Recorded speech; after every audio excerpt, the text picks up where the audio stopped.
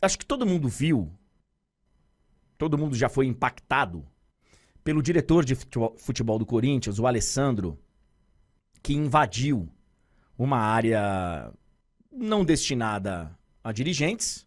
Ele estava indo para o vestiário do Corinthians, pelo menos assim se imaginava, e saiu correndo em direção à sala do VAR para conversar com o Trace, que era o árbitro de vídeo. É uma atitude, e a gente viu as imagens aí, as imagens estão aí, é uma atitude tão ridícula, tão ridícula, tão ridícula e burra, porque o VAR não fica nos estádios já há algum tempo. Acho que já é a 3ª edição do Brasileirão que o VAR não está nos estádios, que está na sede lá no Rio de Janeiro. Tem uma sede do VAR, que eu nem sei se é no mesmo prédio da CBF, mas é perto, é na Barra da Tijuca. Tem lá 10 ou 15 salas de VAR. E o cara foi na sala de VAR onde só tem equipamentos do VAR. Acho que ele foi conversar com a máquina.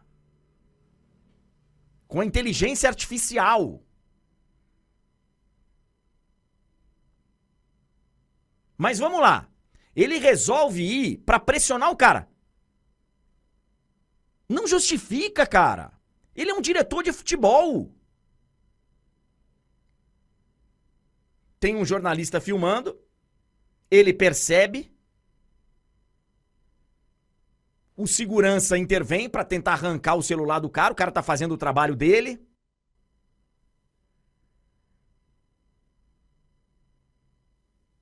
E aí depois, não adianta vir reclamar que o torcedor invade o CT,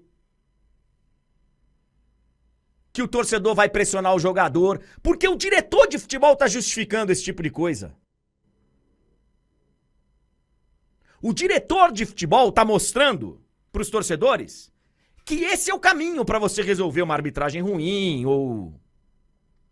Ele tá mostrando pro torcedor do time dele que, cara, se os caras não estão bem, no caso aqui a arbitragem, sabe como é que a gente resolve? Indo lá pressionar, invadindo a porta, porque ele falou que ele ia entrar, a porta tava trancada.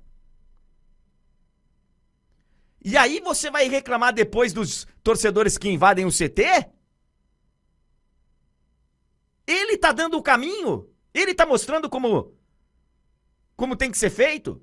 Aí ele tenta tirar o celular da mão do cara. O segurança vem. E aí no final ele pede desculpas ao jornalista. Chama o cara lá, a assessoria de imprensa chama o cara. E aí ele fala, olha, me desculpa. Desculpa também pela atitude do meu segurança. Alessandro, você que tentou tomar o celular do cara primeiro. Aí o cara disse que aceita, porque errar é humano, tal, lá, é o problema deles.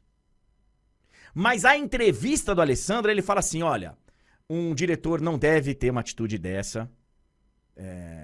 Um diretor, ele não pode fazer isso. Mas, não tem mas, Alessandro. Aí ele fala, mas... E ele vai justificar, falando, mas eu precisava protestar, mas eu precisava... Não, Alessandro! Não é chutando a porta de onde está o suposto profissional trabalhando, no intervalo do jogo, que você vai resolver.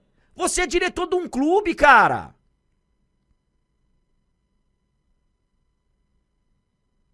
Você é diretor de um clube.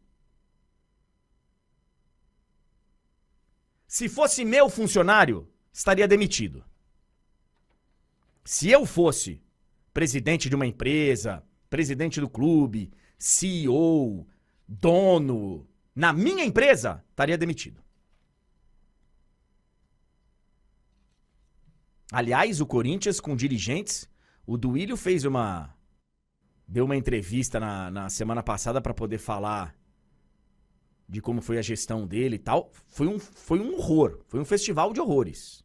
E agora vem uma nova eleição no Corinthians e vai ficar ainda pior, se é que é possível. Olha lá, nesses últimos 3 anos a única diferença do Flamengo e Palmeiras são títulos. É uma diferença sutil, né?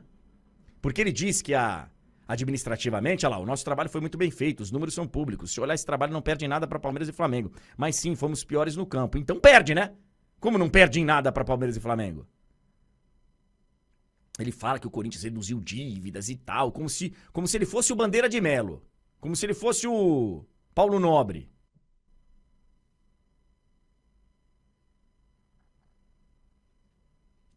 Péssimo. Pior presidente da história do Corinthians. A única diferença nossa pra eles é que eles ganharam títulos. Pô, que diferença. É só um detalhe, né? E também não diminuiu tantas dívidas assim, não. Também não diminuiu assim, não, tá? O pior presidente da história do Sport Clube Corinthians Paulista.